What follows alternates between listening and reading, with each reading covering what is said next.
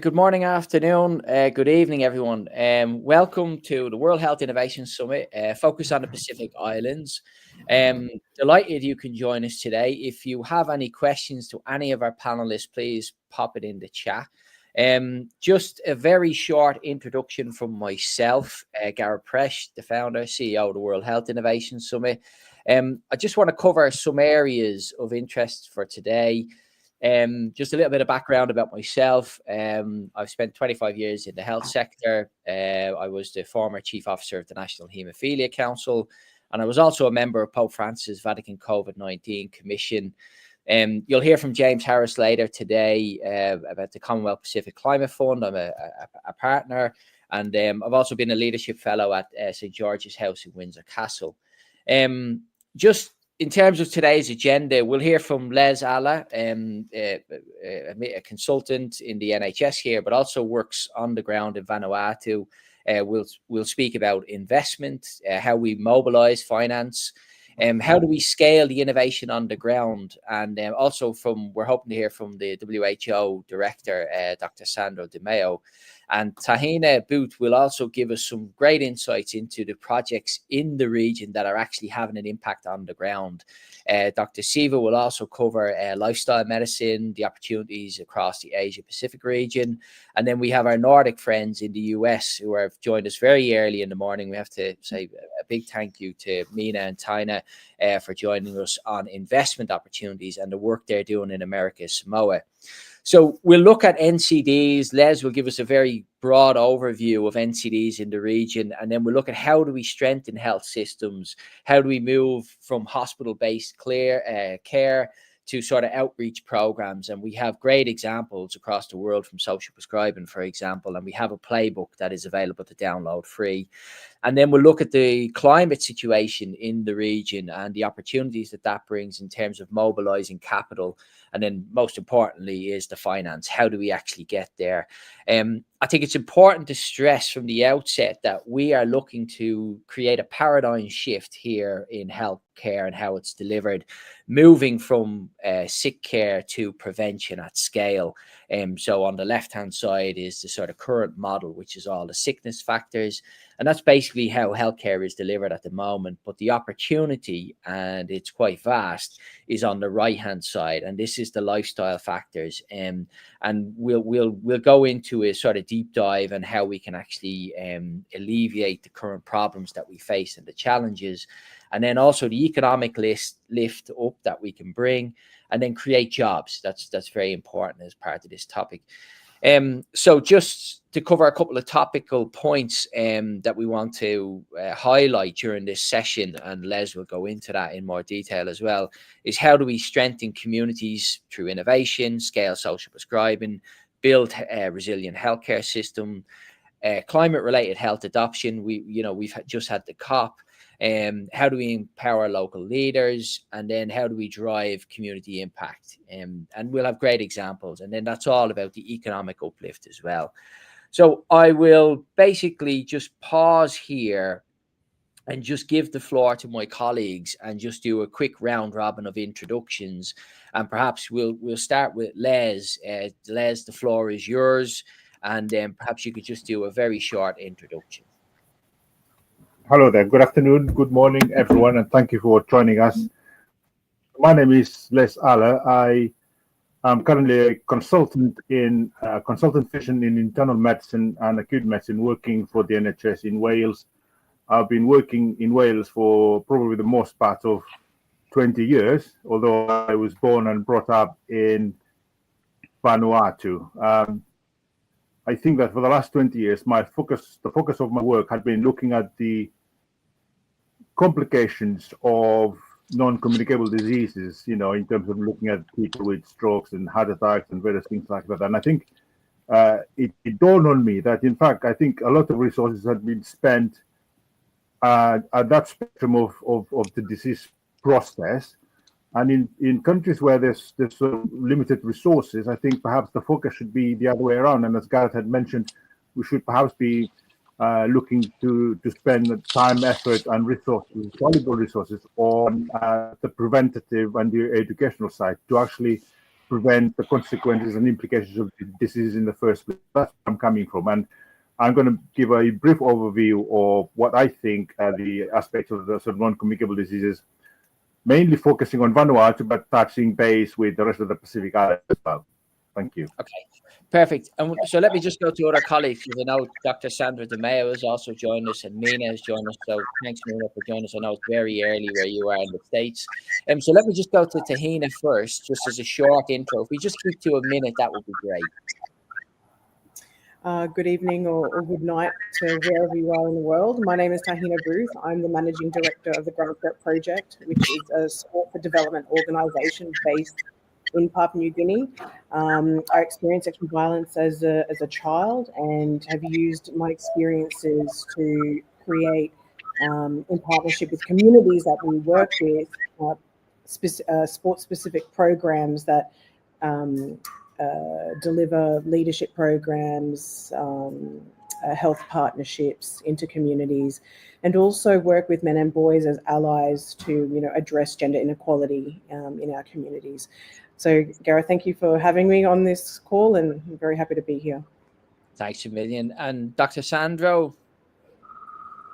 Yes, good evening, good day, good morning, colleagues. My name is Dr. Sandro Demaio. I'm the Director and Head of the Asia Pacific Centre for Environment and Health. I lead WHO's work at the nexus of climate, environment and health for the 38 member states and territories in the Western Pacific region. Very much welcome this conversation, very important conversation, and delighted to be able to participate. James? Thank you, Gareth. Good morning, afternoon, evening to everybody. And Gareth, thank you for having me on this presentation.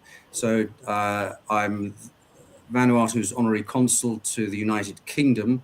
I'm also the founder of the Commonwealth Pacific Climate Fund, which is an initiative to try and, well, in essence, make the Pacific investable. I additionally sit on the Advisory Council of the Commonwealth Enterprise and Investment Council. So a lot of my work is very Commonwealth focused amongst the 56 member nations of the Commonwealth. Thank you, Gareth. Thanks, James. Dr. Siva? Hello, everyone. Good morning, good afternoon, and good evening. And thank you, Gareth, for having me on this platform. I'm the founding president of the Malaysian Society of Lifestyle Medicine and the current chair of the advisory board for the Lifestyle Medicine Global Alliance. I also served as the Lifestyle Medicine expert consultant for the World Health Organization, Ministry of Health Malaysia's Lifestyle Medicine for Diabetes Remission project. I'm an adjunct professor with the University of Cyberjaya for Lifestyle Medicine, an exam question writer for the Lifestyle Medicine Board certification examination, and am happy to contribute on how lifestyle medicine can play a role in stemming the NCD tsunami. Thank you. Tahina? I think it might. Thank you to Gareth for making this opportunity available for us to talk about our project. I am the co-founder of Smart Community Exchange and Smart Education Exchange. And for many years, we've been supporting businesses in workforce development, as well as preparing them for investment and market expansion. And we're also now expanding into community education, because we realize that for investors to come into a region, they're looking for a skilled workforce. And a lot of times there's limited resources to provide that. So we're trying to not only support the community and the clinicians, but also prepare the region for investment. Thanks, Tahina and Minna, and thank you very much for joining us so early, because I know you're on the States side, so it's very early in the morning there. So appreciate it. Minna, over to you. So good morning, everybody. Good afternoon and good evening. Minna LeVine with Smart Community Council based in the United States. Yes, it is very early in the morning, 4 o'clock. Yes. A pleasure meeting you. And Gareth, Presch, thank you very much for hosting us. Appreciate our cooperation with World Health Innovation Summit. And we are here today to talk about Smart Regenerative Community program that we are launching January 2026 and running to until 2029. And we are cooperating with World Health Innovation Summit and Gareth's team to launch this program. And thank you very much for everybody for your support. Smart community. Don't be shy. Tell people what you do in terms of the. Okay. So it's important people understand the network that you represent, the Nordic Council, and all the work that you're doing in American Samoa. It's very important people understand the background.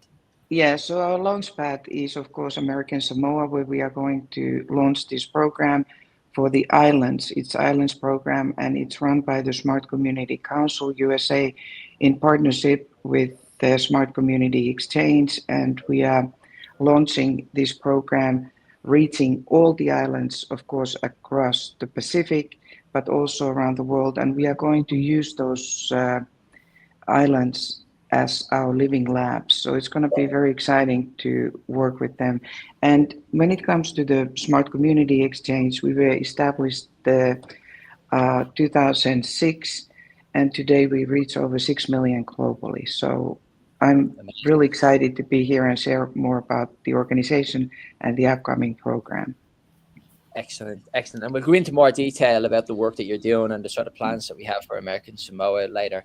So let me hand over to Les. Les, I'll give you the floor, and I'll bring up your presentation as well, just so that you can give us an oversight. Thank you, Gareth. Just tell me when you want me to move slides. Yeah, great. Thank you. Yeah, so I'm going to try and be as brief as I can, because I know there's a lot more other things we need to be discussing. But I thought I would give an overview of the growing burden of non-communicable diseases in Vanuatu, particularly, and the wider Pacific.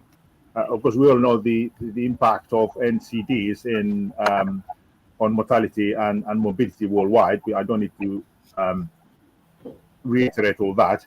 There is an understanding that socio-economic development and globalization affecting low to middle income countries may have contributed to the shift or pattern from what we would normally call infectious or, in quotes, tropical diseases to what we now have as NCDs. But I guess the appearance of the COVID-19 pandemic, particularly in the early stages, might have changed that view, even if only transiently.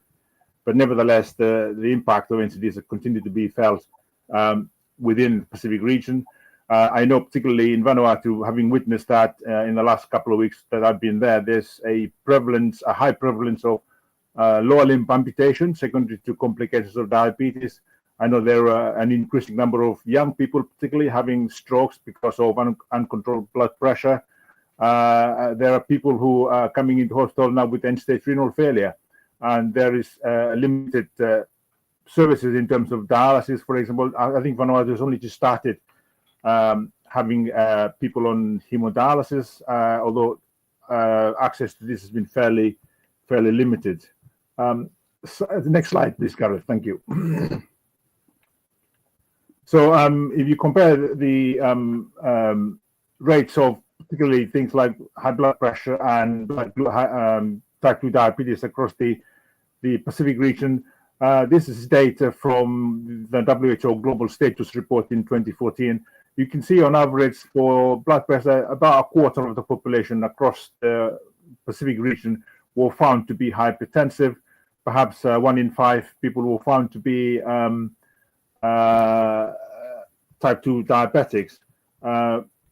In Vanuatu, for example, there's a survey that covered 2 islands in 2019 that looked at a population of about 10,000.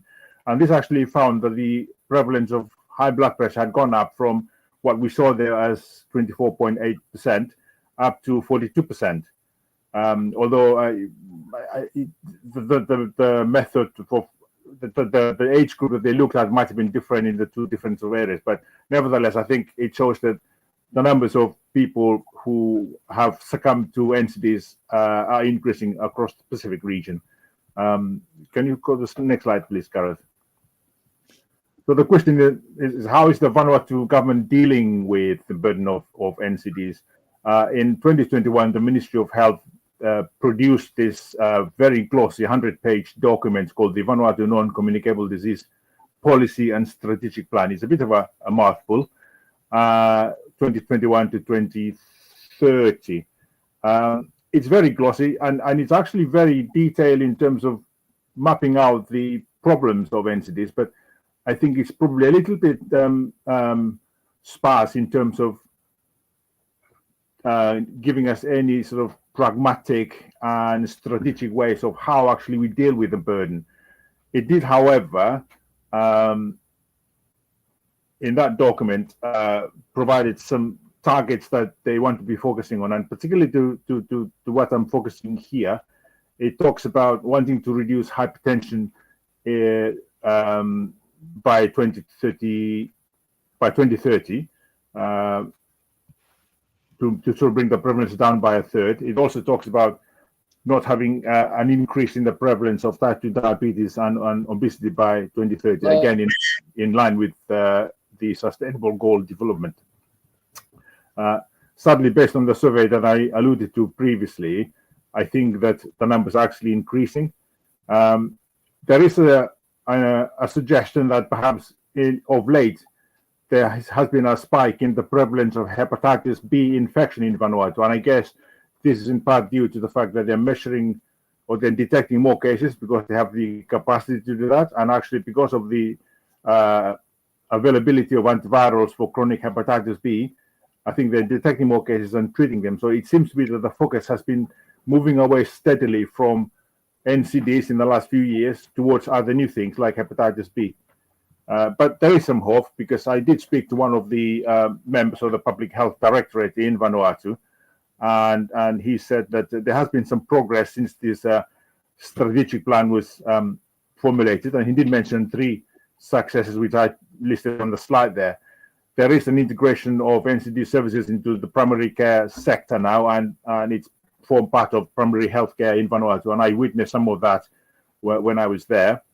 There's also periodic training of healthcare workers in toolkits such as the WHO PEN packages. If you're not familiar with the PEN package, I'm sure you all are. It's the sort of the guidelines on how you treat specific conditions, particularly in resource-poor settings. So I saw them. They've got fairly good guidelines in how you treat hypertension or how you treat type 2 diabetes. So they're using those kind of resources. And then, of course, there's ongoing outreach awareness campaigns on NCDs in terms of prevention and management. Next slide, please, Gareth. Now, Vanuatu, as you know, is a group of islands, and the islands are split into 6 provinces. And for administrative purposes, each province would have kind of a main hospital, and then the islands in the province are split into area councils, and each of the area councils would have a health center. So, for example, the island that I went and did some work on in the middle of the country called Demaio, it's got about 4 area councils, and I spent a couple of days in one of the health centers. And actually, they do pretty good work already. These health centers are manned by nurses and advanced nurse practitioners. And essentially, with regards to NCDs, they would provide treatment and follow-up based on WHO PEN packages, which I'd referred to before. In the strategic plan, they were tasked with actually identifying NCD cases, but because of the limited resources they have, they can't really go out screening for NCD. So all they do is when a patient presents with either a complication of NCDs or another illness, then it gives an opportunity to log in as this is an NCD case and put that in their sort of database. They do have situations where they've kind of kept data on all patients who present to each of the health centers with a particular NCD, and they review them fairly regularly. For any kind of referral, they refer upwards towards to the hospital that looks after that province. And in that hospital, there's also a health management team that supports them as well. Next slide, please, Gareth. So the question, therefore, is what's already on the ground that will support such a project? And I think in Vanuatu particularly, I think there are 2 things, in my view. Firstly, there's already an established network of primary care health facilities that I've just described. And the staff of these facilities have already integrated NCD programs into their services, and they keep registers of people with NCDs, as I've just said. But of course, identifying new cases is difficult unless they present themselves to the hospital. But by which time complications have already been, set in. There isn't by way of a screening program because of limited resources. And I think the second thing that will be key to success is that there's already very active local communities. We've got churches, we've got youth groups, we've got chiefs, and there's already a sort of well-established village governance which will be key to disseminate information, mobilize community participations, and take leadership and ownership of projects. Next slide, please, Gareth. Thank you. So what is the possible approach in tackling NCD burden in Vanuatu? This is a quick view, a back of the envelope view, if you like, just jotted some notes down. But I think any program will need to be obviously supported nationally, but locally led and delivered. And the idea is that you identify and you ensure the early detection of and treatment of NCDs, and to provide education on lifestyle changes, especially with regards to the use of tobacco, alcohol, and particularly in Vanuatu, the use of kava. We can discuss kava later on. Diet, weight, and exercises. And we need a smart approach. And I've listed there what I think is involved. So obviously, for any project, I think we need to focus specifically on certain things. And I think the main issues are hypertension, type 2 diabetes, and obesity. These are three things that are fairly easy to identify, and there's already well-established diagnostic criteria for this. And I think they are achievable because systems are already in place. The project is to identify cases, I guess, and enhance pre-existing systems to treat them, and then deliver the educational and awareness programs that go with them, really. Is it relevant? I think these are very relevant because they are in line with the Vanuatu National Strategy and the WHO Sustainable Goal Development Goal targets. Time frame, this is just a quick rough idea of, well, how do you do it? Well, I suppose you can screen and refer for treatment during the phase of any project, but then each area council of the island would probably need to do a regular sort of 6 to 12 monthly screening survey, and then maybe a national repeated screening program every 3 to 5 years, just to feed data nationally and see what the trend is doing, really, to see whether there's any effect of the program. There should be ongoing educational programs in schools, social media, national broadcast, and everyone is now equipped with a smartphone, and everyone is watching, so that wouldn't be too difficult. Next slide, please, Gareth. So I think I just want to end by just mentioning a few examples by way of some, I suppose, if you like, evidence where similar programs had been set up previously, particularly in terms of NCDs.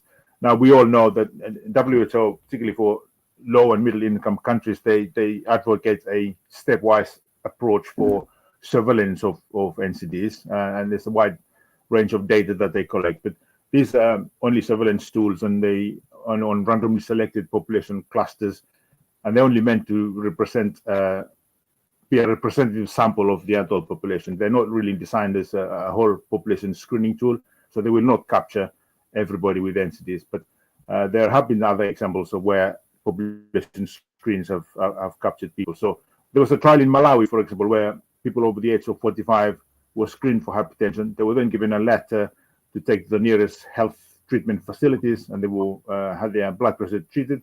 And then when they repeated the screening 4 years later, there is a reduction in hypertension in that same population. There are national screening programs in Sri Lanka for NCDs, particularly those over the age of 35 and younger if they have other risk factors such as family history and obesity. Nepal in 2024, they actually went one step further, and they set a rather ambitious target of screening the whole adult population, 18 years or above, for hypertension and diabetes. And diabetes in those of the age of 40, as well as looking for people with obesity. The aim was for them to cover 8% of the population, but in fact, as of March this year, having screened 12,000 new cases, having initial part of the screening, they've identified already 12,000 new cases of hypertension and diabetes. And can you imagine the impact on having found these cases early enough before complications set in, giving them treatment, and what will that do, in 2 or 3 years' time in the burden of NCDs? In terms of the impact of health education on NCDs, There's studies. There's one from India. There was reduction in the BMI and the blood glucose in participants who were given health education programs. There was notable decrease in blood pressure in studies in sub-Saharan Africa, where they were educated about reduction in salt intake. There's a well-known US program. Our colleagues from the United States will be familiar with this, in the diabetes prevention program, which is a community-oriented educational intervention which focuses on dietary changes and exercises, which led to a significant weight loss and better blood glucose control in participants who took part in the educational program. So I think there's much out there that does show that, yes, I think population screening plus public health education on NCDs is worthwhile doing. Next slide, please, Gareth. Yeah, so I can't really sort of go on about the NCDs without linking it with climate change, given that we've just had COP30, which is still fresh in our mind. I think that there's obviously a link there. There's an impact of coastal damage and effect on fish stocks, which may not only impact on the diet, but on income and economic prospects. There's rising sea levels and localized flooding leading to damaged agricultural systems and farmlands, particularly along riversides. Of course, we are familiar with tropical cyclones within the Pacific region, and then, of course, prolonged heat waves, and there's obviously destroying food crops, leading to reliance on imported, highly processed food, which we know are not good for us. And I suppose governments, because they have other priorities as well, they may actually focus limited resources on climate change to meet targets, but also on other priorities, and diverting resources away from NCD programs in resource-poor settings like the Pacific Island countries. Final slide, please, Gareth. So I guess in conclusion, I just want to say that the NCDs in Vanuatu and within the wider Pacific area presents a huge burden for individuals and for the community. Obviously, if someone who is diabetic had their legs amputated, they're not going to be economically active, but obviously the community as well. There isn't any statutory state benefit for people like that, so the family have to look after them as well. So it does affect the whole family and the community as well as the whole country in terms of economic progress. Much resources have been spent on treating complications, and I can testify for that because that's what I've been doing in the last 20 years of my working life. But I think the most effective way to tackling NCDs is actually to focus on the prevention of NCDs in using public health education, early detection of cases using mass population screen, and then employing effective treatment of cases to avoid complications and death by using evidence-based treatment as early as possible. This, of course, has to be sustainable and repeated at regular intervals. Thank you. Thanks, Les. I think we may have had some technical problems with the sound there, so my apologies. But let me bring in James. James, your perspective from the Commonwealth Pacific Climate Fund. We'll bring you in. Hold on. Thanks, Gareth. So, Les, thank you very much for that download. The intersection between the NCD aspects that you're talking about and the climate fund that I've been involved in establishing are very apparent. Now, then, the fund, when the original idea behind the fund was to try and, as I said, make the Pacific as a region more investable. It's seen by most private sector finances as too remote, too fragmented, lacking in scale, too risky, etc., etc.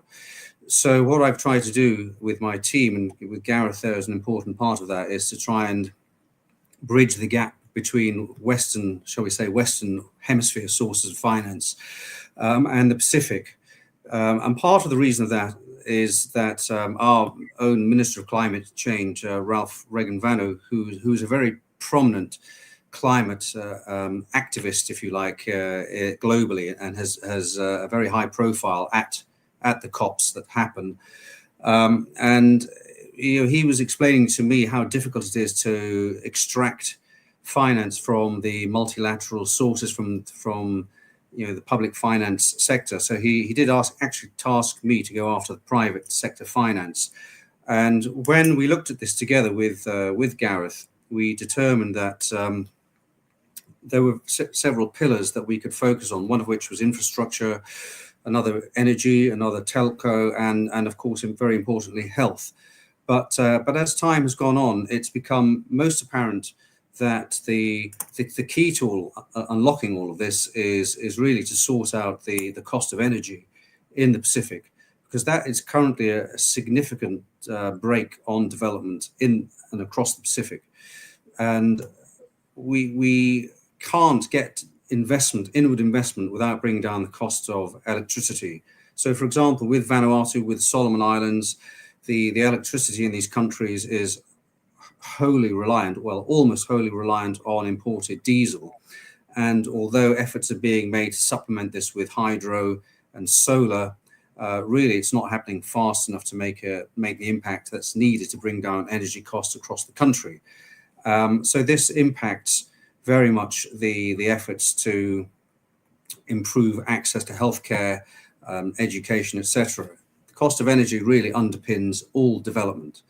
So having recognized that one of the potential avenues to be explored is that of geothermal, we have teamed up with a UK oil and gas business, which is called Stelle Energy. They are previously from oil and gas. They've now transitioned across to something a bit greener, which is geothermal. They've recognized that there is an abundant source of geothermal at a shallow depth in the Pacific, across many of the Pacific Island nations that sit within the Pacific Ring of Fire.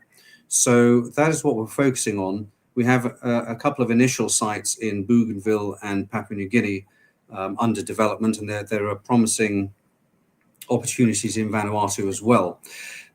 So we're in the middle of fundraising for those, and they will be transformational for those countries and be really the test cases for wider Pacific deployment of geothermal. And on the basis of that, then we will be able to engage with programs which are more to do with particularly the pillar of health, Gareth, which I know is so important to you personally, and of course, which is the theme of today's discussion.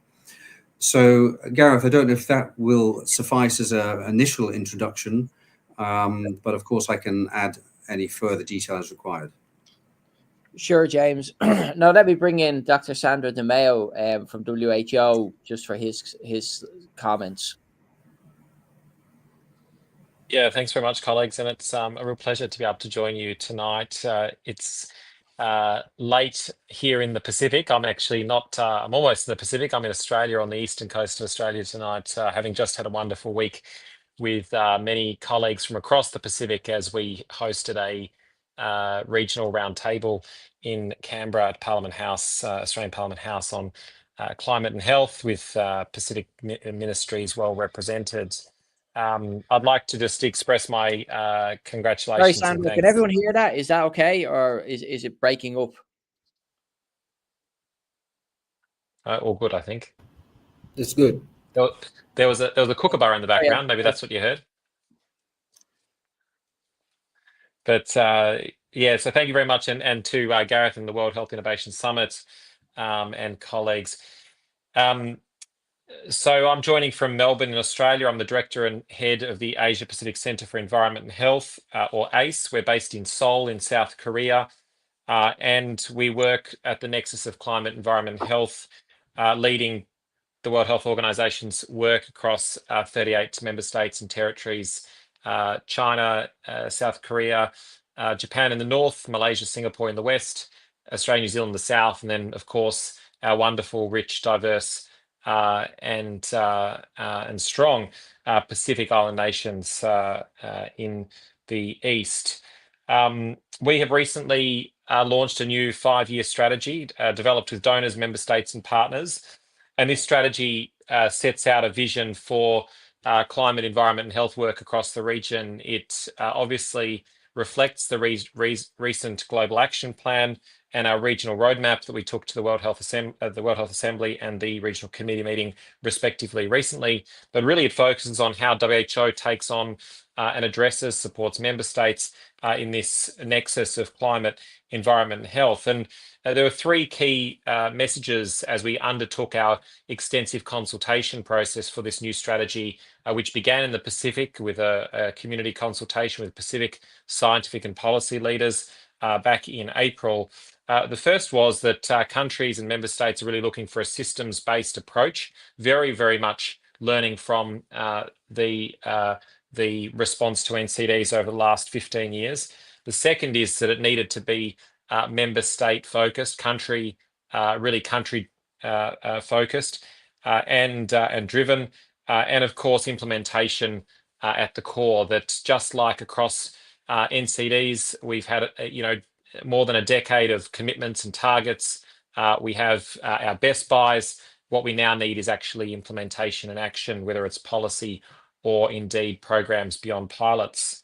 I think this conversation is really critical because the Pacific Islands, of course, our Pacific nations sit at this nexus of dual urgent crises, both at the front line of climate change with sea level rise, extreme weather events, heat, and even issues of air pollution, but at the same time, and in very much linked, some of the highest rates of non-communicable diseases in the world, which we have already heard a lot about. And these put profound pressure on health systems, on populations, on communities, and on families. We're very proud to see, though, a strong commitment and response across the Pacific. We had very strong engagement recently as we took our new strategy and the regional roadmap for climate resilient sustainable health systems to the regional committee meeting, which was hosted by the government of Fiji. Very strong engagement and commitment from the Pacific and also from donors. We're also seeing that reflected in national health adaptation plans and, of course, in NDCs across the Pacific. The realization that healthy people, healthy planet, healthy environment are all interlinked, but of course also that, in fact, there are so many similarities between the challenges and opportunities that present themselves across climate change and, of course, non-communicable diseases. And Gareth, this for me is really kind of the learning, I think, and three key points I wanted to make in this opening, because I've just spent 15 years working on NCDs. I was formerly at WHO headquarters in nutrition. I obviously led the EAT Foundation, the launch of the Lancet Commission, and also was CEO of Vic Health, a state prevention agency, a government prevention agency on NCDs for the last 5 years prior to going to WHO, and was based here in Australia. And it's for me, it's both exciting in terms of the opportunity, but also challenging, frustrating in some ways, the similarities between the climate crisis, the nature of it, the drivers of it, and the solutions to it, and the unrelenting burden and challenges of NCDs. First of all, as I said, these are two converging crises in the Pacific, but also they're incredibly similar in nature.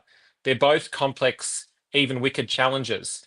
Multiple solutions across multiple sectors, but also many of the major drivers sit outside the sphere of influence of the health sector. They are deeply inequitable. Those that benefit most from driving these two challenges are often half a world away from those who bear the greatest brunt, and a huge equity dimension even within countries. Older people, younger people, people living in poverty, First Nations people being the first and hardest hit by both NCDs and climate change.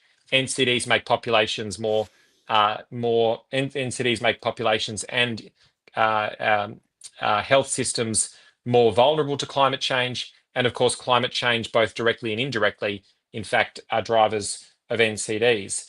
And of course, both of these have deep roots in commercial determinants of health, strong commercial countercurrents that have vested interests that continue, in fact, to delay progress, to distract policy, and even to drive some of the major determinants.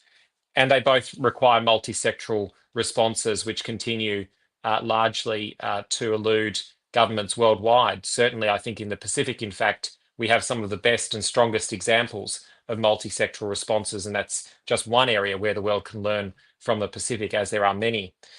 The second point, though, is that prevention is sustainable. I just today gave a talk to a national conference of pharmacists, and the number one pillar of preventable healthcare systems of sustainable healthcare is prevention. Avoiding disease in the first place, keeping populations healthy, is a cornerstone to reducing the carbon emissions from healthcare systems, from reducing waste. Healthy patients are a more sustainable health system, and keeping people out of hospital is very good for our hospital-based carbon emissions. So there's this great opportunity, I think, for the prevention community and climate resilient sustainable health systems to be more aligned, because prevention is the first pillar of sustainable health systems. And finally, I think co-benefits, the shared solutions to both the climate challenges and also the NCD challenges. If we think about a healthy diet is largely a sustainable diet. It's largely a traditional diet. And we have some of the most rich and diverse food traditions and diets here in the Asia Pacific region that we need to hold on to and protect.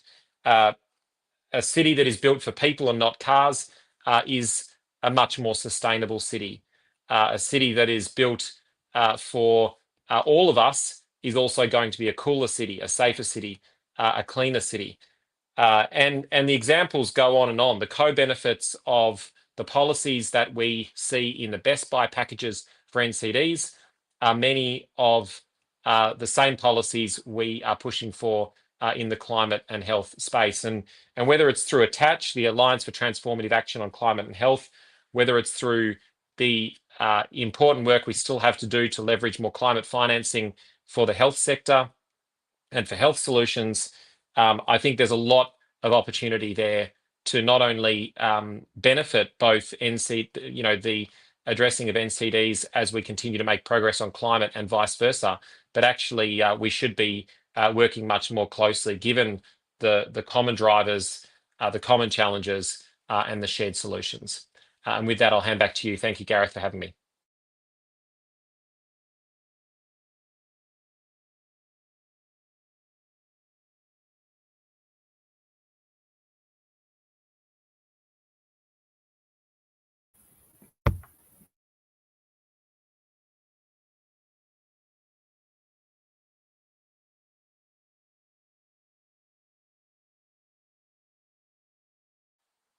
Gareth, I think you're oh, there we go.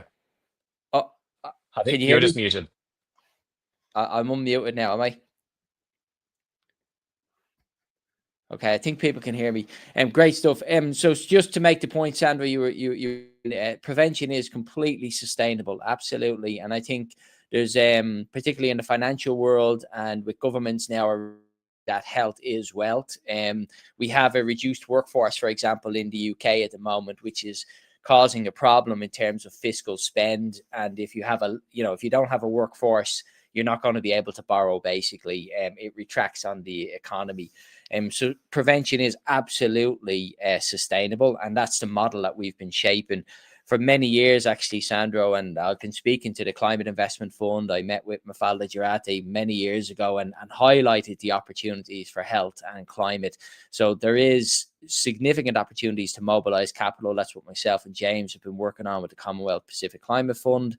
And I think there is a huge opportunity to transition from managing disease to prevention, while also strengthening health systems, but most importantly, improving people's health and well-being, and at the same time, creating new jobs. I think that's what we have to look for as well. It's a vital part of government. One of the first job when I worked for the Irish state in the National Haemophilia Council, I spoke with a very senior director, and we were dividing up our health authorities, and I asked the question, why were we doing this? We were making things complex. And he actually said to me, well, don't forget, Gareth, we have to create jobs. And I think people need to understand that government's job is also to create economic employment. So we need to bring that into the context here. And healthcare and prevention, we can create millions of new jobs. We have an aging population, for example. We need growth in that area, and that's an area that we can transition into. So let me just go to on the ground. Tahina, I'll bring you in. I'll bring up your slides as well. Delighted you can join us. The floor is yours. When you want your slides up, just ask me and I'll bring them on. But Tahina, pleasure to welcome you. Thank you, Gareth, and thank you for having me, and lovely to meet all my fellow colleagues around the world. So my name is Tahina Booth. I'm the Managing Director of the Grassskirt Project. And Gareth, if you could pull up my slide, that'd be great. Thank you.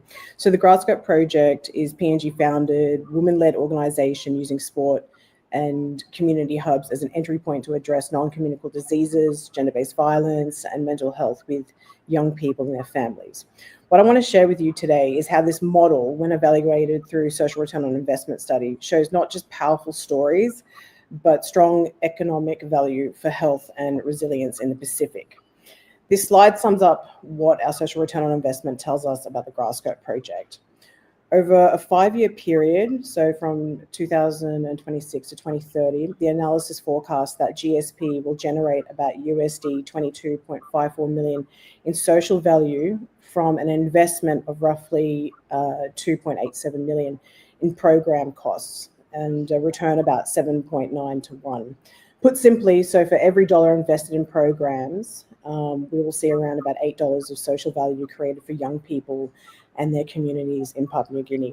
So $7.9 of social value are coming from things like improved social activity, better mental well-being, reduced risky behaviours, and stronger connection to services, all core to NCD prevention and health system resilience. Almost over half of that value, so just over 11 million, is attributed directly to outcomes experienced by youth, which really positions young people as the drivers of change and not just recipients. These results have been reviewed independently by Tactum, an Australian impact evaluation firm, which has confirmed that the approach is methodologically robust and aligned with international SRO standards. Next slide, please.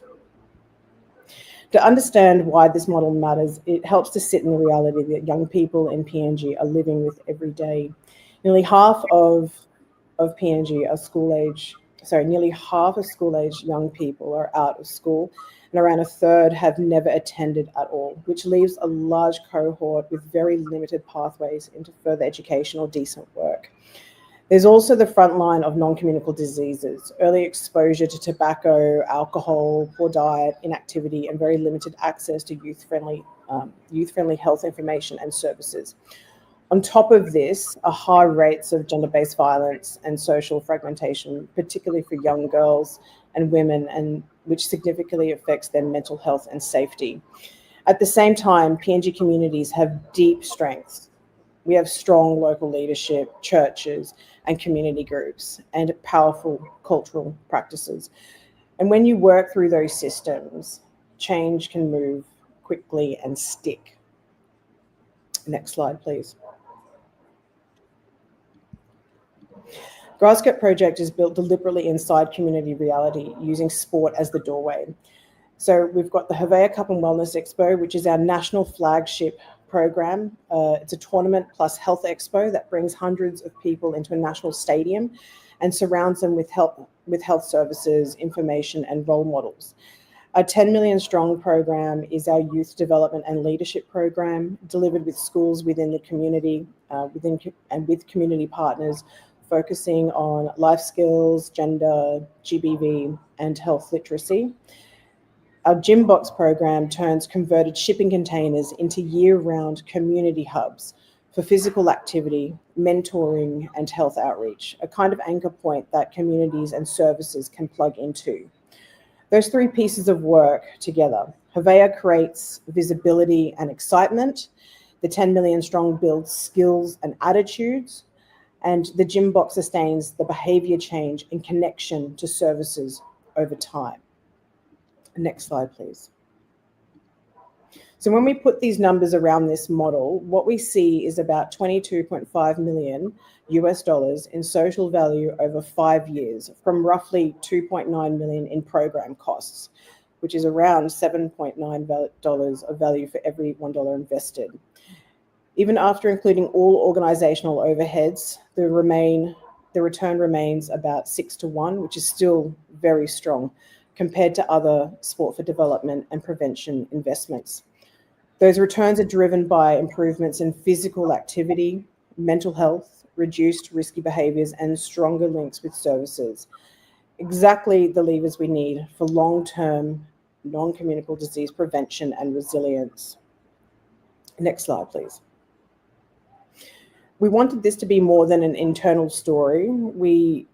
So we wanted to use a full social return on investment approach with an independent review.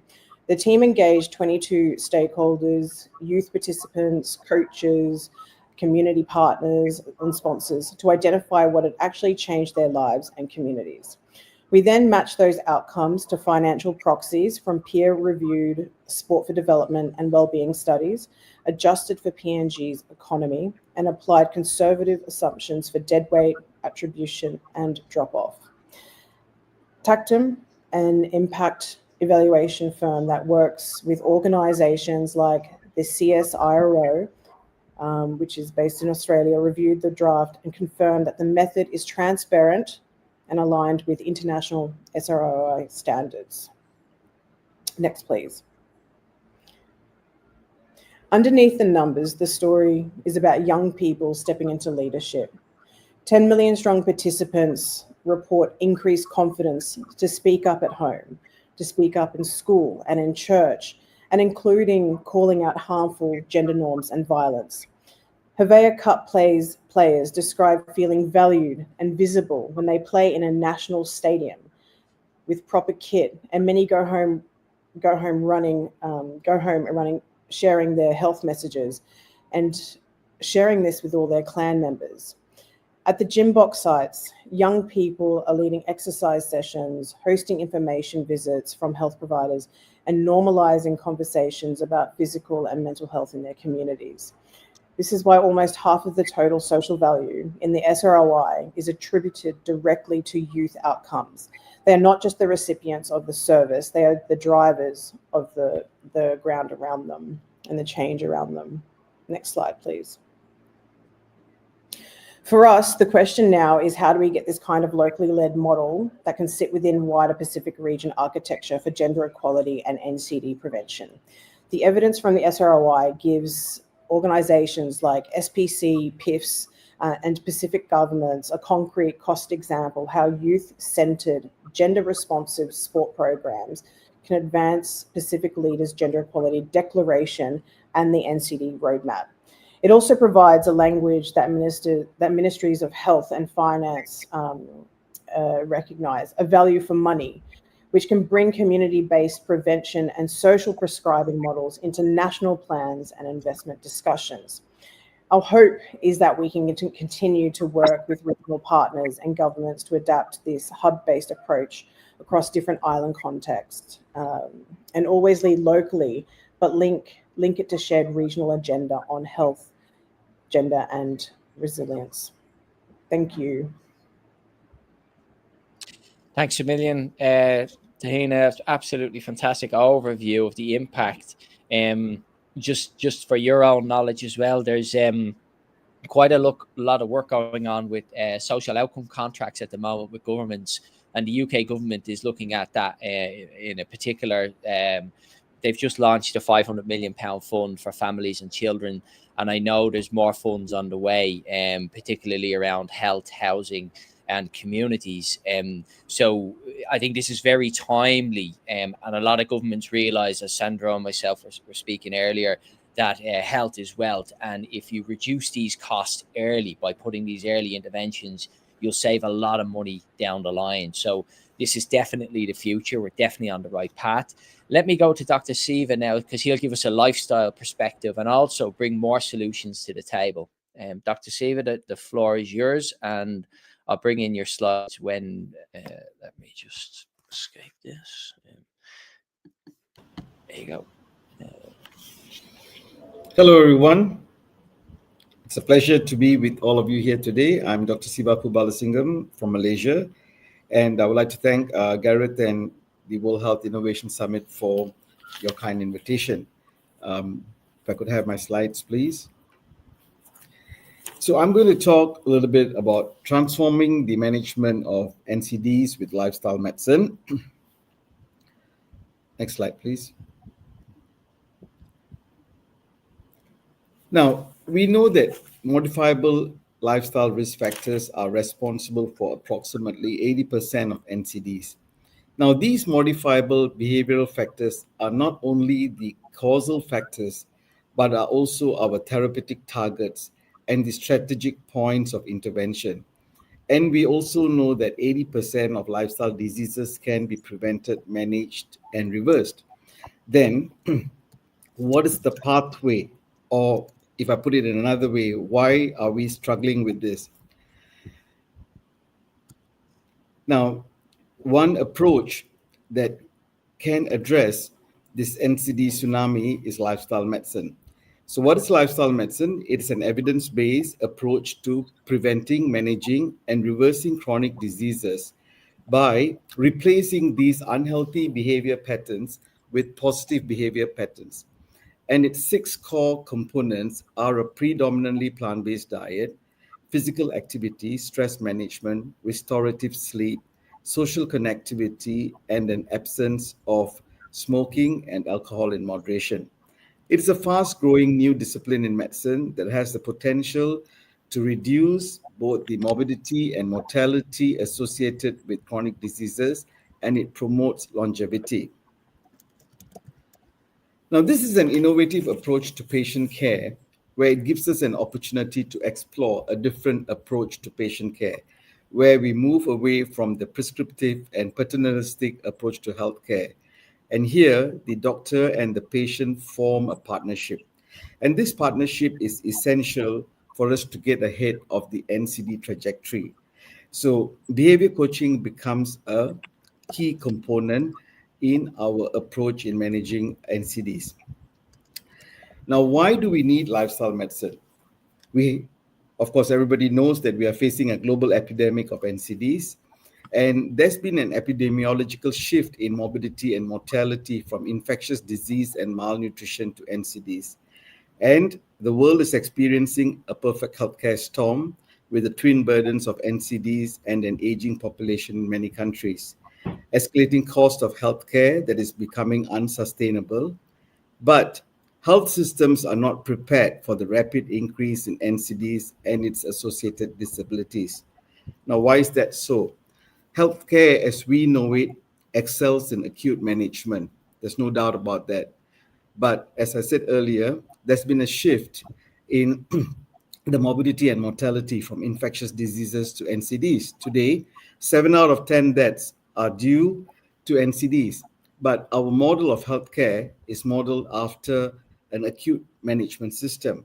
So we are not effective at treating chronic diseases because we are very prescriptive and we do not focus on behavior change. Now, a person gets chronic diseases because of their poor lifestyle. And until and unless we can get ahead of that game, we can't get ahead of the NCD crisis. So there's a difference between lifestyle advice and lifestyle modification. What we have done thus far is lifestyle advice, which is recommendation for healthy habits. We inform the individual about positive lifestyle choices that they can make to improve their health. This is informational. But lifestyle modification is the active process of changing a person's behavior, replacing the poor health habits with positive health habits, and this is action-orientated. I want to just share, because time is limited, so I just would like to share a couple of studies. Now, the Diabetes Prevention Program was a study that was done more than 20 years ago, but it was a very interesting study. So this study compared the use of lifestyle intervention with metformin for the progression of pre-diabetes to diabetes. And the lifestyle intervention was basically 150 minutes of physical activity, and they focused on My Plate, the standard My Plate that's used around the world, and the goals were a loss of 7% of body weight. But the important component here was that there was a coach who was with the participants through the program. And it was interesting to note that 58% of the participants in the lifestyle intervention group did not progress from pre-diabetes to diabetes, but as compared to only 30% in the metformin group that did not progress from pre-diabetes to diabetes. Now, this is an angiogram. This study was done in the early years when Dr. Caldwell Esselstyn, who's done a lot of work on cardiovascular disease and lifestyle medicine. And this was a colleague of his who was feeling unwell, had a myocardial infarction, and the angiogram showed a stenosed artery. Now, he knew that Dr. Esselstyn was working on some protocol, and so he decided to follow his protocol, which was predominantly whole food, low-fat diet, lifestyle change. And 32 months later, the patency of the vessel significantly improved. Now, when we are talking about NCDs and you want to revitalize healthcare, so one of the fundamental things that we need to do is we need to be able to incorporate lifestyle medicine into the public healthcare. I come from Malaysia, and we struggle with diabetes and we struggle with obesity. And so the question is, how do you incorporate lifestyle medicine into public healthcare? Because there needs to be a lot of talking, counseling, but time is of essence. Now, WHO and the Ministry of Health, they have ongoing collaborative projects in line with the SDG 2030 goals. And one of the projects, the aim of it was to build the capacity of a multidisciplinary team of healthcare professionals at a primary healthcare clinic in a place called Negeri Sembilan in Malaysia. And I was appointed as the lifestyle medicine expert consultant to develop a lifestyle medicine for remission of diabetes module and to train and upskill the healthcare professionals at the said healthcare facility. So we developed a lifestyle medicine clinic handbook and trained and upskilled a multidisciplinary team that included family medicine specialists and right on to medical assistants. It was a 12-week intervention program, and it was delivered over 6 sessions every 2 weeks. And this is the service delivery model and the patient journey. And the outcome was that in 12 weeks, 67% of the participants dropped their HbA1c, and 23% had a HbA1c of less than 6.5. And 6 months down the road, 10% were in remission. So some of the key features of this pilot project was that we used a multidisciplinary team, but it can be done, a scaled down version. The module, very importantly, was curated to take into account the patient-specific needs, and in particular, curating the module, taking into account the culture of the intervention group. And group intervention was introduced so that we saw patients in groups, and shared medical appointment module was introduced as well. There was a mentor or a coach as part of the team. We used existing resources, and the existing workforce was upskilled. So it was cost-effective, sustainable, and we could replicate this. So some of the considerations that you need to take into account, or that we had to take into account, was that to have effective collaboration with existing primary healthcare system, effective communication and motivation of patients so that they don't feel that this is another program that we are running and there's no end goal. Training and education of healthcare professionals, and addressing cultural norms and socioeconomic factors. So this led to this project being listed on the WHO side under the title Empowering Positive Lifestyle Changes with Lifestyle Medicine, a Malaysian initiative. And there's also some recording of patient experience and healthcare provider experience. So in the Malaysian Society of Lifestyle Medicine, we host annual conferences. This year, we just had the 5th Lifestyle Medicine Conference with the theme Reimagining Mental Health with Lifestyle Medicine. So at the 3rd conference, the Deputy Health Minister of Malaysia gave the keynote address and commended the project, and he was hopeful that we'll be able to have lifestyle medicine centers around the country in our quest to get ahead of the NCD issue that is plaguing Malaysia as well. So the said facility now has a lifestyle medicine clinic, and the project's ongoing with them. So this led to some international interest, and we were invited to present at the G20 India Summit, as well as the National Forum for Lifestyle Medicine in Romania. Now, in 2024, global leaders in lifestyle medicine convened in Qatar, and there was a Doha Declaration which indicated a global consensus on the critical importance of lifestyle medicine in our fight against NCDs. So in conclusion, lifestyle medicine has the potential to revitalize healthcare by addressing the NCD tsunami. It helps to reduce healthcare costs, eases pressure on an overburdened healthcare system, and improves provider well-being and helps to usher a new dawn for all. So before I leave, I would like to end with a quote from Dr. David Katz, who's one of the founding or one of the past presidents of the American College of Lifestyle Medicine, adding years to your life and life to your years. Thank you. Thanks very much, Dr. Siva. Fantastic presentation. I'll just take that out. I think we all recognize the severe challenges that health systems face at the moment. I mean, we need to bring these solutions to the fore. I also believe that with the right bridging, and I mean, with James's help and other colleagues here, we need to speak to the private sector as well, because private sector finance can finance a lot of these solutions. And as I mentioned, then you can bring in outcome-based contracts. Let me just go to Minna now, and Minna has a number of solutions which you'll highlight, particularly from a Nordic perspective. And then I know Tahina is going to speak about the project that they have in American Samoa. So Minna, the floor is yours.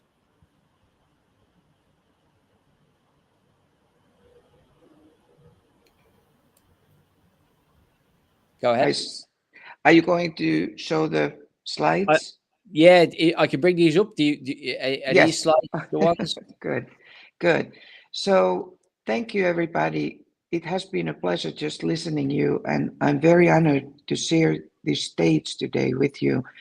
I was very impressed about all these comments you said about the smart, locally delivered approaches and educational programs and prevention, early treatment, climate crisis solutions, multi-sector response, climate finance, health, wealth, and so forth. So I wanted to share about our solution. We have been developing community-based solutions during the past decades, and we have been dealing with healthcare several decades.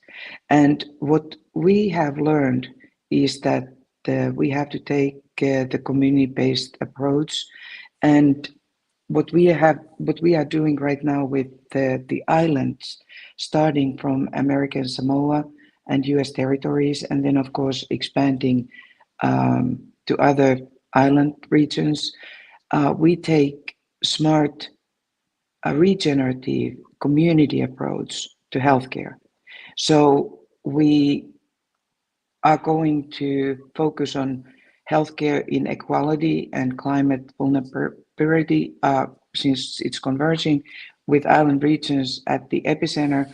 We are rising healthcare, and with the rising healthcare costs and inequalities are creating unsustainable burdens. So our approach is to engage these islands into our smart, regenerative healthcare projects.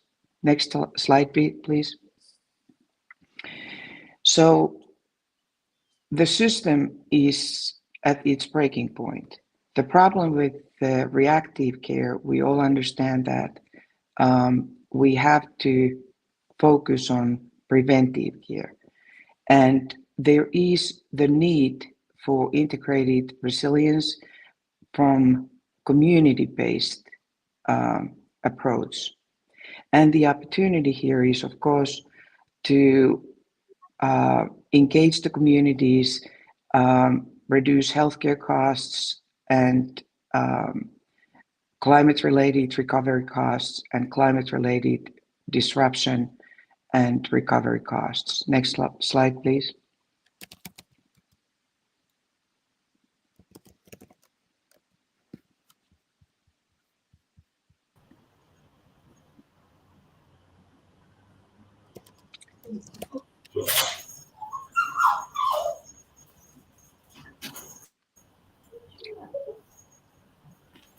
Gareth, next slide, please. So we have a joint mission when it comes to Smart Community Council USA, as well as our partner, World Health Innovation Summit.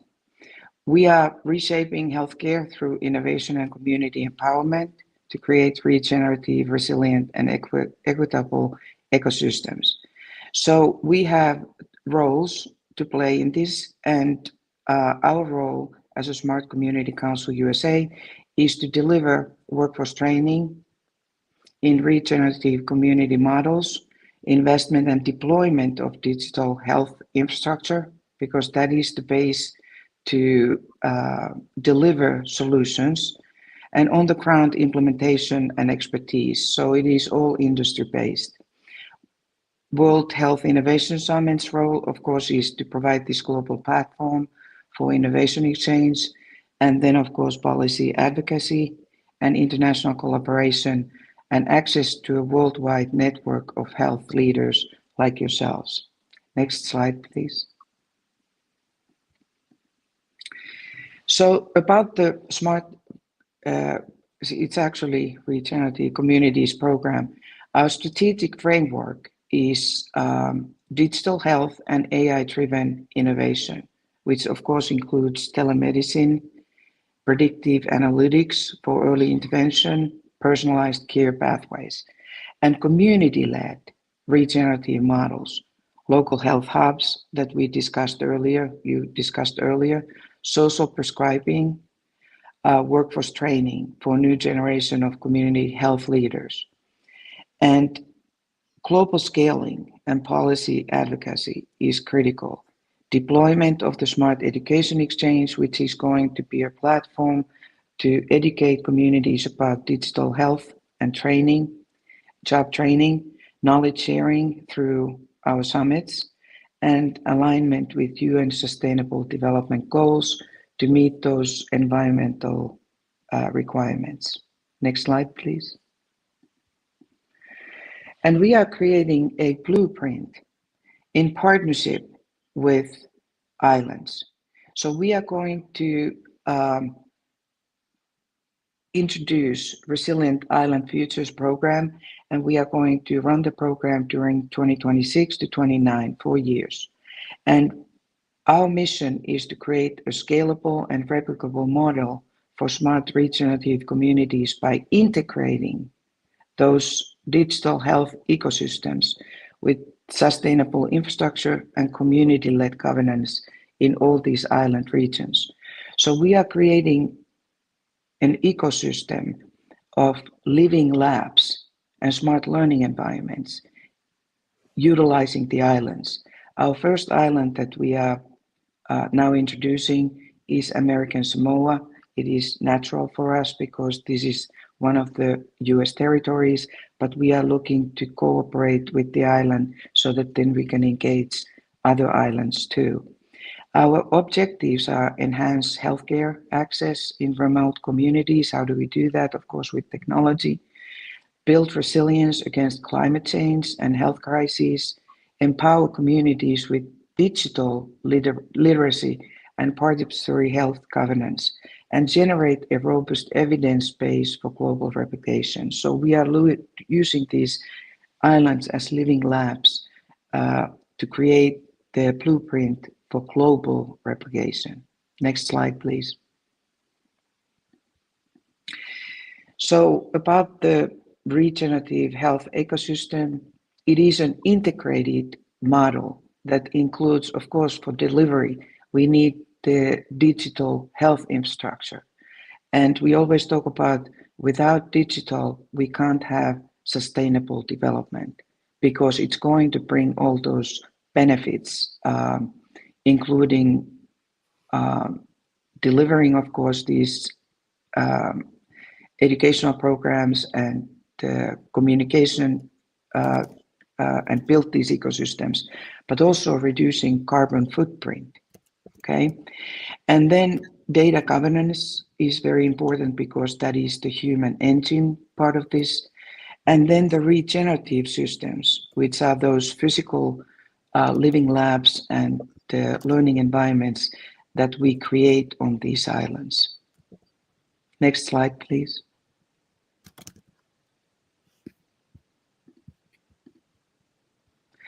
So from technology point of view, what we are doing is delivering secure, scalable, and patient-centric ecosystem. And those layers that we are looking at are community health dashboard, the digital clinics, blockchain-based health records, and connectivity. And connectivity is one of those key things that we are looking right now. How do we connect all these community members and then the islands for this cooperation? Next point, please. I mean, slide, please. It's 4 o'clock in the morning in the US.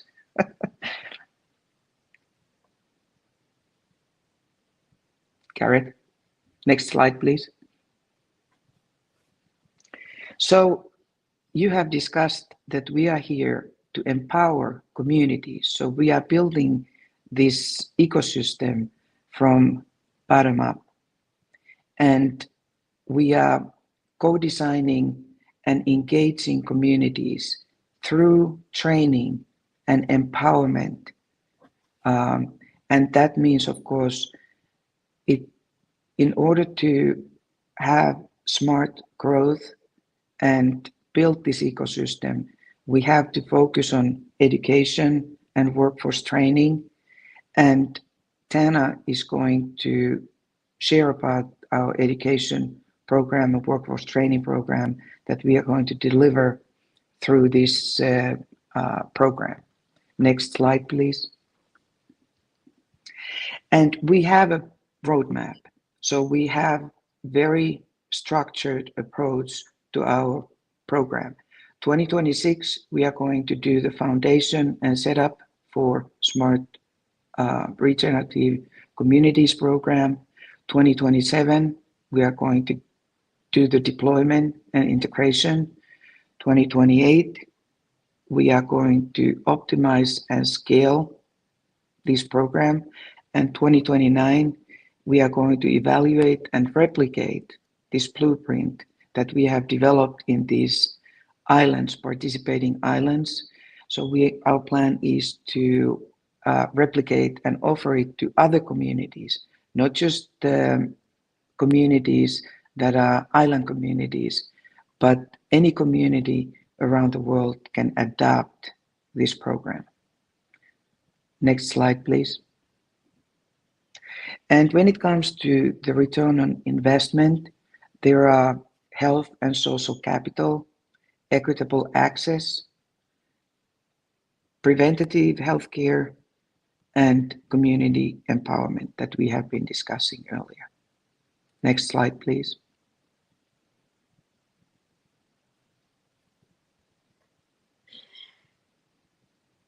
Gareth, next slide, please. And climate resilience and economic value, the program brings that to each community, building climate resilience and health of facilities powered by renewable energy, economic strengthening, creation of new skilled jobs in digital health and green tech, as well as evidence base for scale. So these peer-reviewed studies and policy briefs For global replication, we will be sharing it through our communications platform and educational programs. Next slide, please. And of course, it's all about partnership for impact. So we are partnering with communities and build these ecosystems, and the investment there is local investment in digital health infrastructure, regenerative systems and capital, training, community programs, and then measurement and evaluation and program management. So that's basically the cost of the 4-year program, and it depends about how we deliver these programs in communities. So it's all community-based requirements.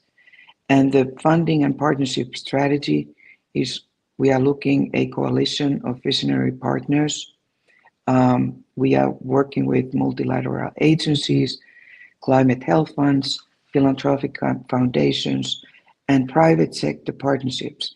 So all these programs are industry-led and focus on private sector partnerships. So we are offering islands an opportunity to engage with our international community of enterprises and organizations, small to medium sized to multinationals. Next slide, please. And a proactive approach to challenges is, of course, technological and reducing connectivity risk, social adoption risk, environmental and climate risk, and then governance, local governance, and data risk. Next slide, please. And I mentioned earlier that our blueprint is to scale this globally. So our vision beyond 2029 is to take these lessons learned and technologies and governance models from our pilot sites on the islands to serve a global blueprint for regenerative, healthy communities. Next slide, please. So we invite the island nations to join us, building the future of health with the key focus on preventative, equitable, and sustainable communities when it comes to healthcare. And we are doing this in partnership with the World Health Innovation Summit to invest in a new legacy of regenerative health and resilient communities worldwide. Thank you very much for your attention. And as I mentioned, I'm very honored to be here. I have learned a lot from you, and I look forward to, or our team, Smart Community Council USA, we are looking forward to working with you in the future. Thank you. Thanks, Minna. We have just a couple of comments that have come in. Just fully agree with you from Professor Sales. So absolutely, he's agreeing in terms of predictive analytics.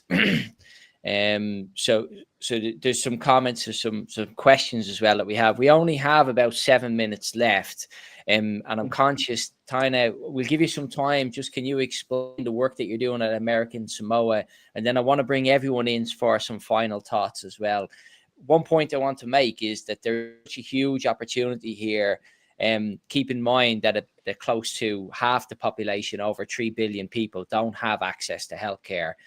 So this is quite an acute problem, and globally, the challenges on the health system are enormous. So that's why we need as many solutions as we possibly can bring to the fore, particularly those that work.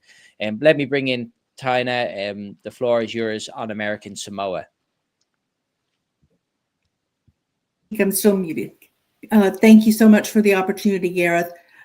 We had started talking with American Samoa about some of the critical infrastructure needs they had, which led us to the discussion about the long-term goals that they had for their region and what their opportunities and challenges were. And one of the major things that we discussed was the access to education, access to healthcare, and the fact that they have limited workforce, they have limited resources, and limited opportunities for their citizens. And we started talking about how to best serve those communities.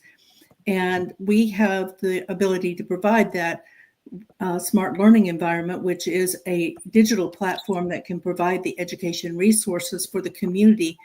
And as we started talking about, well, there's a lot of information online that people go out and they try to find a lot of the education and answers on their own. Some don't know what questions to ask. They don't know if the sources they're getting are credible.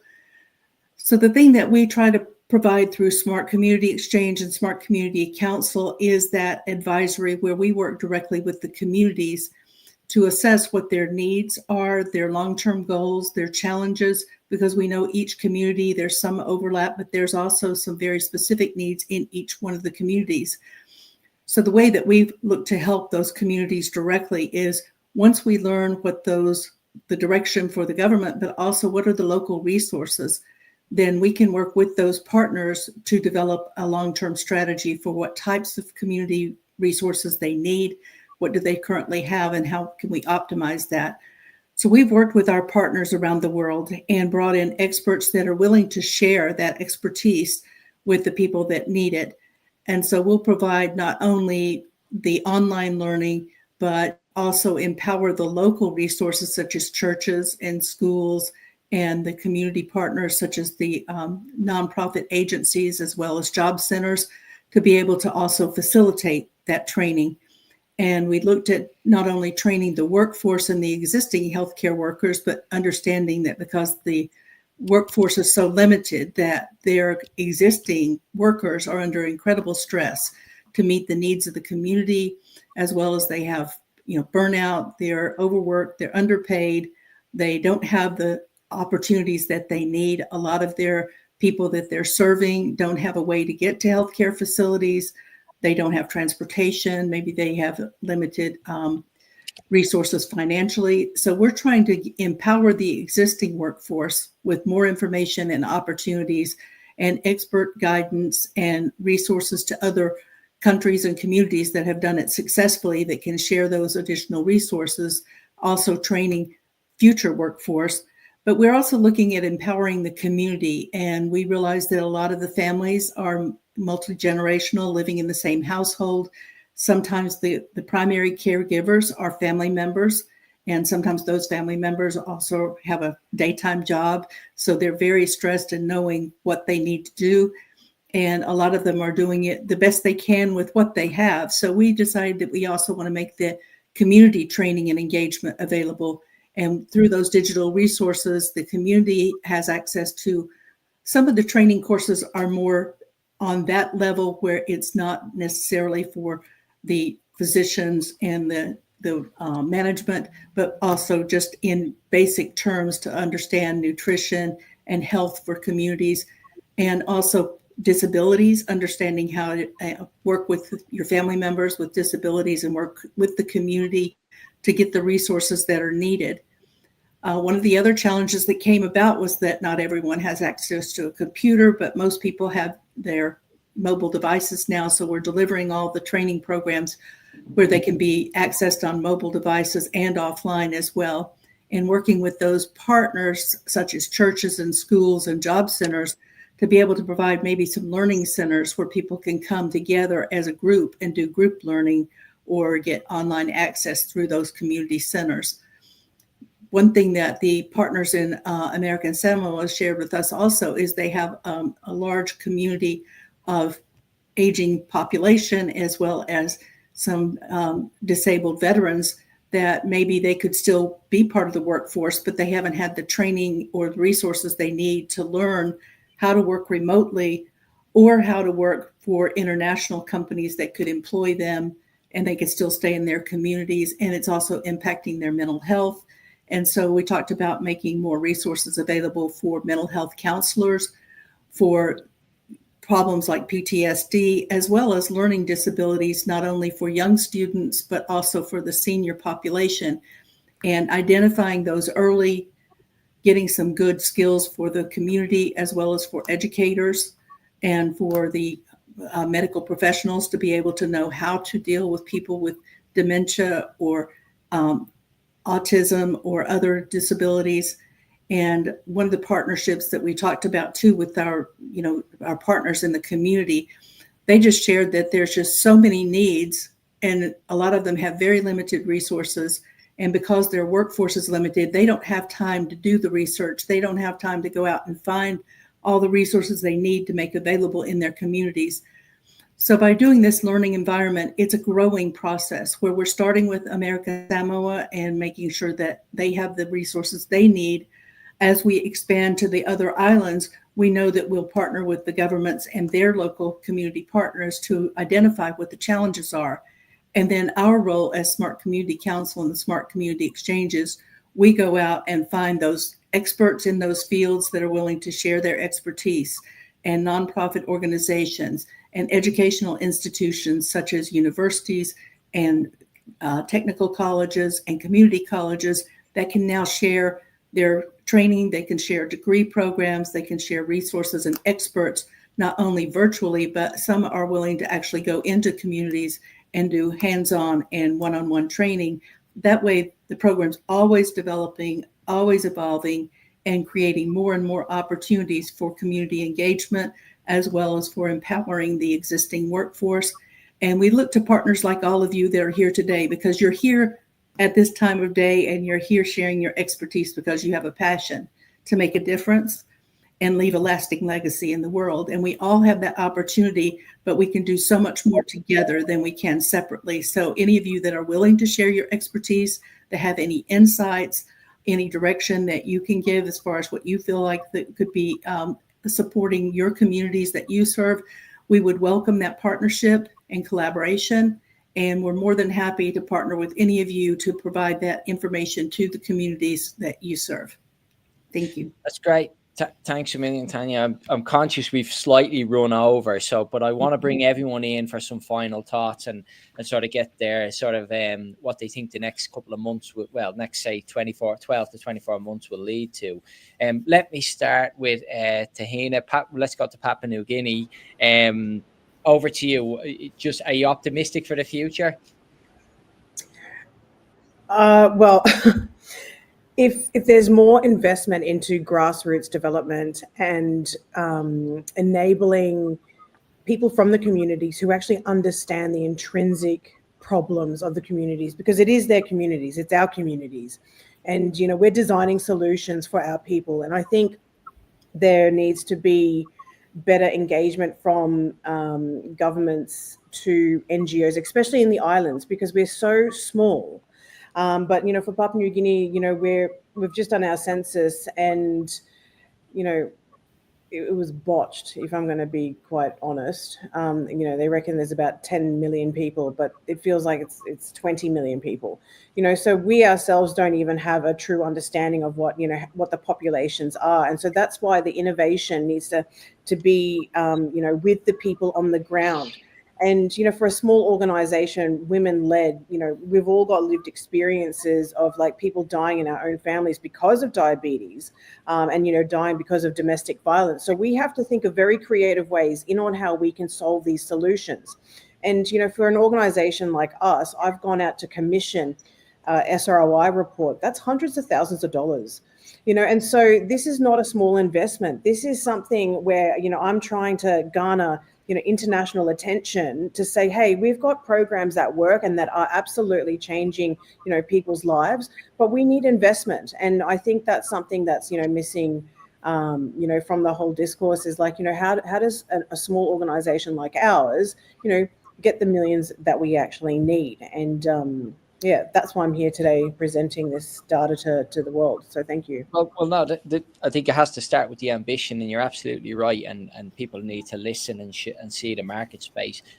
I'll just bring in Minna just briefly. If we can keep our kind of short answers to about like 30 seconds to a minute, I need to run through everyone. So Minna, final words from yourself. Okay, so thank you, everybody. And the key to our success is to build these strategic partnerships, regardless what size of organization you are, and work together. The other thing is that access to funding, we have to make sure as a cohort, as a group, that there is those resources, including funding and other critical resources like education or workforce training, that your communities have access to, in order to make an impact and be successful in our mission. Thank you very much. Thanks. James, come to you. I mean, you're very much at the forefront. I think you highlighted energy as well, which is critical. Yeah. Well, looking at the Pacific, aside from Pacific Rim countries, there is limited opportunity to engage effectively with the Pacific by the Western Hemisphere. And healthcare is critically weak across most of the Pacific. So people are very familiar with situations in Africa and the Indian subcontinent, but all I'd say is that forums such as this generate awareness, understanding, and solutions for this huge and fragmented geography. So thank you, Gareth, for all the hard work in putting this together. No, I appreciate it. No, I think it's all about teamwork. And Tana, across to you, just maybe some final words, particularly around American Samoa, perhaps. Oh, I think that we're finding that that's going to be a great launching point for us. And if we can make this program understandable and accessible to the citizens and to the communities and the leadership and see some measurable results, what we're finding is that we'll have more access to funding to provide these programs if we partner together, because most of these communities, as we've been discussing, are small. And sometimes it's hard to get the visibility for your challenges or for your needs. And it's hard to get the investment for such small return for the investor. But if we partner together, we've got a much bigger project. We've got a bigger footprint. We've got a bigger story to tell. And I think we have the opportunity to make a real difference by working together for getting funding for these projects. Thanks, Tana. Dr. Siva, over to you. Final words. Integrating lifestyle medicine, focusing on nutrition that is culturally relevant, tapping into their traditional local diet, which is actually healthy, will significantly improve the NCDs in the Pacific Islands. So bringing lifestyle medicine to the Pacific Islands will be a game changer in the fight against NCDs. Thanks a million, Dr. Siva. And so, Les, I'm going to leave the floor to you finally, and I'll wrap up. You and James spoke about this sort of activity, a way to launch, sort of activities in the South Pacific. What you've heard today, does that give you encouragement? I think you're on mute. There you go. Absolutely. Thank you, Gareth. And I want to take this opportunity to thank you especially, and all of you, our colleagues on the call, who've been very, very given up your time in these ungodly hours to actually give us a lot of your experience. And I think it's a fantastic learning for me, actually. It's so interesting and so encouraging to see so many people voicing the successes that they've had in various sectors where they work in. And I've learned lots today from the various interventions that you've been telling us about. And so thank you to all of you for that. I think it boils down to any intervention that we do to tackle this burden is it has to start from the bottom and work upwards as opposed to going the other way around. We have to engage the community, and it starts from the grassroots levels and work upwards. And I think this is the key, and prevention is the key, really.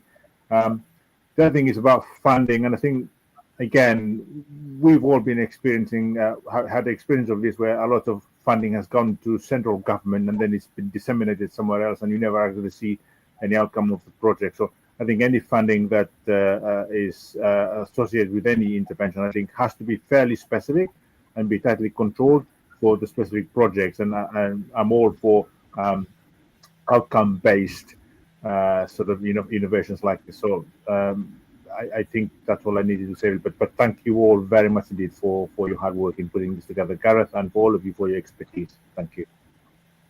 No, it's a pleasure. Look, just some final words from myself. I think we've had fantastic presentations today. Grateful to everyone, all the panelists who've joined us today, given their time for this. This is the start. We're on a bit of a mission here. As I said, myself and James have been working at this for a number of years now, and we do see opportunities and things are happening. So we hope to have some news soon. But also with Minna, Tahina, Dr. Siva, Les, Sandro, and others, we plan to continue to sort of move the dial towards investment to the region. The Pacific is open; it's open for business. Reach out to any one of us here, if through LinkedIn, and we'll post all the presentations online as well, and we'll do a summary which will be available. So thanks for joining us. We'll sign off, and from myself and all my colleagues, we wish you a great weekend, and we'll talk very soon. So we'll end this. Thanks everyone. Thank you. Thank you.